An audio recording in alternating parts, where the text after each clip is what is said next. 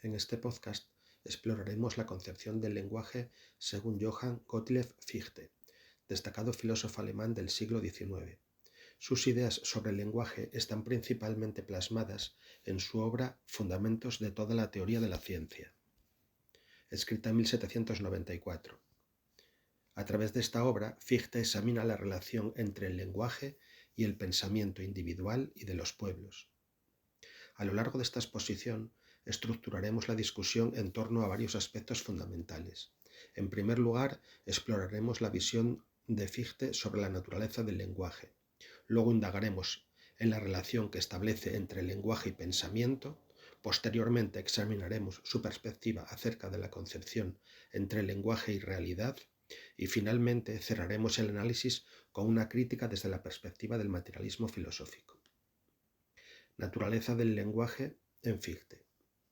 La lengua, según Fichte, es la expresión de nuestro pensamiento mediante símbolos voluntarios. Fichte atribuye a la lengua la función de expresar el pensamiento o de designar un concepto. Sin embargo, el concepto en Fichte no se considera como un producto de la actividad individual del sujeto, sino como el resultado de la vida colectiva de un pueblo. La lengua es la expresión del pensamiento vivo de un pueblo. En Fichte, quien piensa no es primariamente el individuo, sino el pueblo, a través del lenguaje.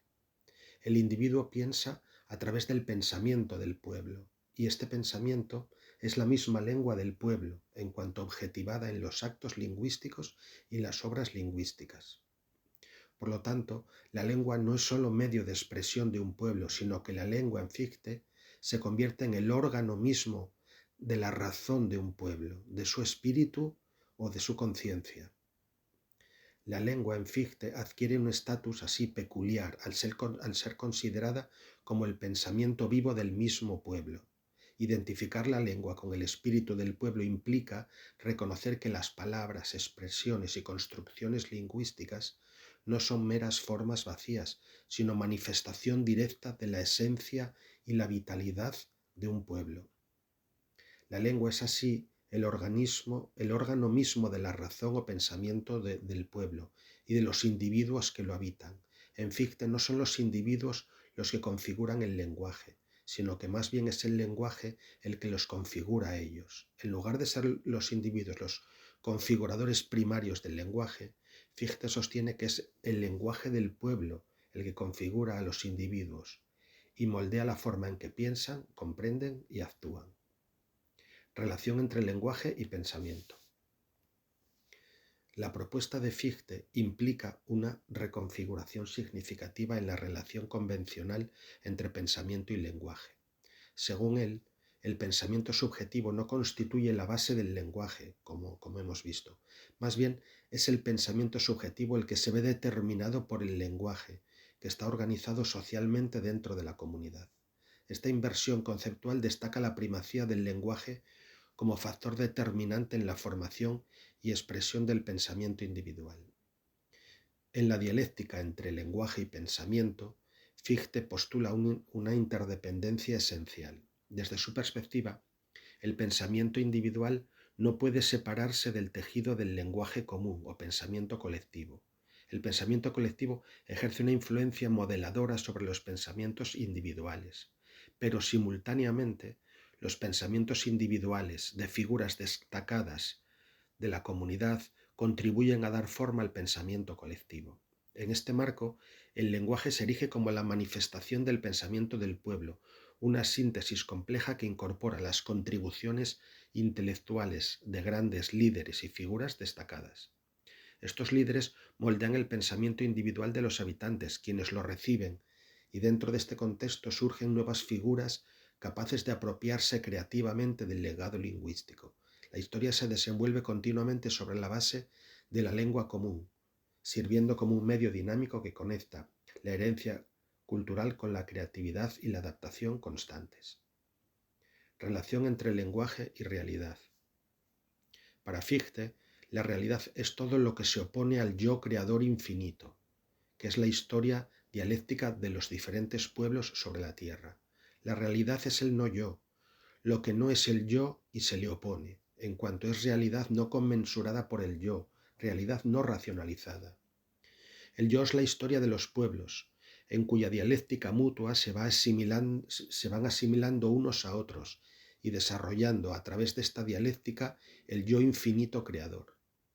El yo son los diferentes pueblos y naciones en cuyo desarrollo y dialéctica mutuas el yo infinito se va realizando, va conmensurando y racionalizando íntegramente el no yo. El lenguaje, en esta perspectiva, es, como hemos visto, el pensamiento objetivo y objetivado de cada pueblo, pensamiento vivo, la conciencia de ese pueblo. Y ese pensamiento es parte de la razón universal, y el pueblo son las manos a través de las cuales el pensamiento expresa su esencia, despliega su esencia sobre otros pueblos y sobre el resto del no yo. Cada pueblo, según Fichte, tiene una suerte de misión en la historia universal. Su tarea consiste en conmensurar la realidad de acuerdo con su esencia única, siendo esta esencia un momento del yo universal o incluso de Dios, llega a decir en algún momento Fichte. En este sentido, la historia universal se convierte en la plataforma a través de la cual cada pueblo contribuye al desarrollo y la realización de la esencia divina, expresada y llevada a cabo en el devenir histórico de cada pueblo. Conclusión final y crítica. La concepción de Fichte ha tenido un influjo importante en pensadores posteriores como Heidegger, que, influido por el idealismo de Fichte o de Hegel, llega a decir que el lenguaje es un existenciario humano y la casa del ser. La relación entre el lenguaje y espíritu de un pueblo está así especialmente presente en pensadores como Heidegger. Pero también esta concepción está muy presente detrás de tantos secesionismos que hoy utilizan argumentos similares a Fichte para justificar que el pueblo tiene una suerte de esencia, que está inscrito en su esencia el deber de desplegar dicha esencia y constituirse como pueblo y justificar así su independencia de España. Las principales críticas que podemos hacer a esta concepción del lenguaje tienen que ver con la sustancialización y espiritualización que hace del lenguaje. El lenguaje no da necesariamente unidad a un pueblo. Un pueblo puede estar profundamente dividido y roto a pesar de compartir un idioma común. El lenguaje puede usarse para pensar incluso contra el propio pueblo. Por otro lado, el lenguaje no es algo vivo que despliega una esencia interior. El lenguaje tiene una estructura interna, en efecto, pero no es algo vivo, y su vida no despliega ninguna esencia interior, sino que el curso de una lengua tiene más que ver con la dialéctica de estados e imperios.